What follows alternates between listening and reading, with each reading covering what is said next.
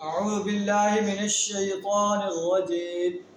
بسم الله الرحمن الرحيم.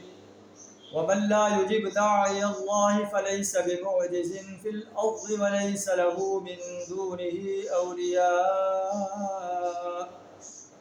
أولئك في ضلال مبين.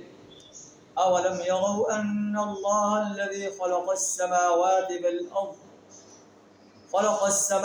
والأرض ولم يعي بخلقهن بقادر على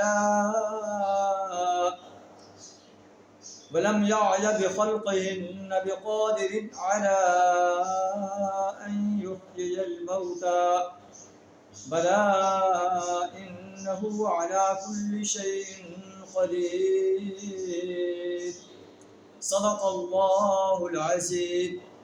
سورہ الاحقاف آیت نمبر 32 اور 33 آپ کے سامنے تلاوت کی، جن کا ترجمہ کچھ اس طرح ہے.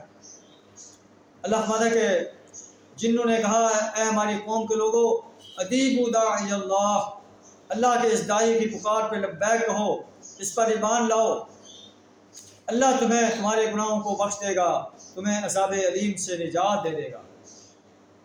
پھر فرمایا جا رہا ہے وَمَن لَّمْ يُجِبْ دَاعِيَ اللَّهِ، جو کوئی اللہ کے داعی کی دعوت کو بات کو نہ مانے، فَلَيْسَ بِمُعْجِزٍ فِي الْأَرْضِ، وہ نہ زمین میں خود کوئی بل بوتا رکھتا ہے کہ اللہ کو عاجز کر سکے، ضد کر سکے.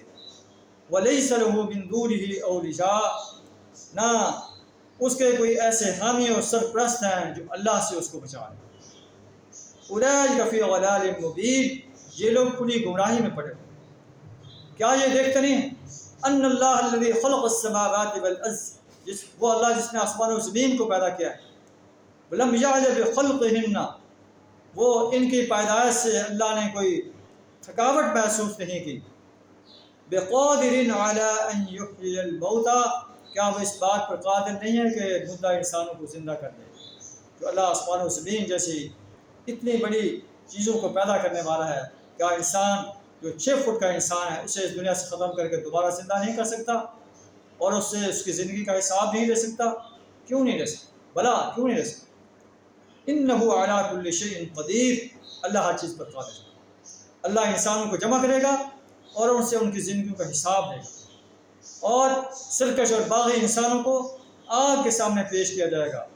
وَيَوْمَ يُعْرَضُ الَّذِينَ كَفَرُوا عَلَى النَّارِ، اس وقت کا تصور کرو جب یہ کافر آگ پر پیش کیے جائیں گے. اس وقت اللہ کہے گا الیس ھذا بالحق، کیا یہ حق نہیں ہے؟